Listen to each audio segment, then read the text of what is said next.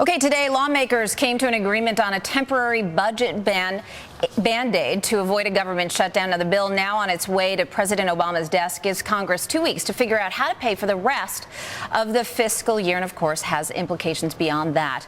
Well, so does this extension only postpone the possibility of a shutdown until March 18th? That's a real question. Stan Collender, a managing director at Qorvis Communications, says yes. He is also a former White House and Senate budget analyst. All right, Stan, welcome. Thanks so much for joining the show today. Let me ask you, it does look like we've averted this government shutdown for at least a couple of weeks, but what do you think about the plan that they've adopted for the next 2 weeks? And does it move the budget needle at all? It's a $4 billion cut in spending. And how much, is that really going to save taxpayers in the long run? Well, first of all, this does nothing to solve the longer-term budget issue. That is what's going to happen the rest of the year. This is just a temporary accommodation to a stopgap measure, and all this does is give us 2 more weeks to kind of negotiate, maybe talk past each other, as the clips you just played show. But right now, there's no indication that either side or any of the sides are closer to actually coming up with a big budget plan for the rest of the year than they were yesterday, for example. And as far as $4 billion, that was just that's not even a down payment. That's a trifling amount when you're talking about a $1.5 trillion deficit. Now, you never say that $4 billion is a small amount of money, but it's not the right part of the budget to deal with the long-term budget issue. It's just a small amount to convince voters that everybody's trying.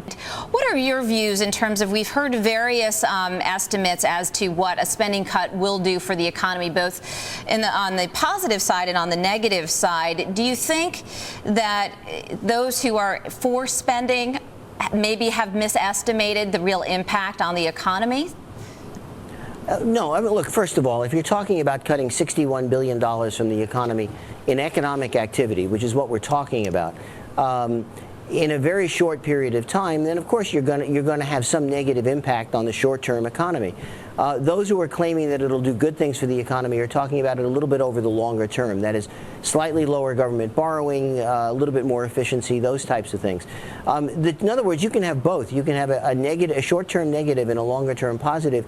And what you've got here, and this is an example of why the debate still hasn't been settled, is the two sides talking past each other. There's not a real coming to meeting of the minds here as you're going to need for this to be developed. That's what we need to see over the next 2 weeks or however long it actually takes. Let me ask you a simple question. I know it's naive from those of us not in D.C. to ask this, but the GAO did put out a report, came out yesterday afternoon, looking at a number of redundant offices and saying you could save billions right there in cutting some of those redundancies. Why doesn't that ever happen? Well, first of all, it does happen every once in a while, but just to put everyone on the same sheet of music here, the GAO said we could save $100 billion by getting rid of the redundancies. That's not an insignificant amount of money, but I want you to keep in mind that's a very rational, financial, bottom line way of looking at it. Politically, you've got members of Congress, House and Senate, from both political parties who have supported these various offices over the years in different agencies, different departments. The fact that they're still around after all the budget cutting that's gone on over the years and all the, the budget hand-wringing that's happened means that every one of these offices, duplicative or not, have a great deal of political support. Trust me, if you're part of a constituency that likes the government to do a particular function, you don't care whether an office is duplicative or not. You want it to stay. All right, Stan, we're going to have to leave it there. On that note, we'd love to have you back. I know you're on Bloomberg TV quite a bit. That was Stan Collender of Qorvis Communications.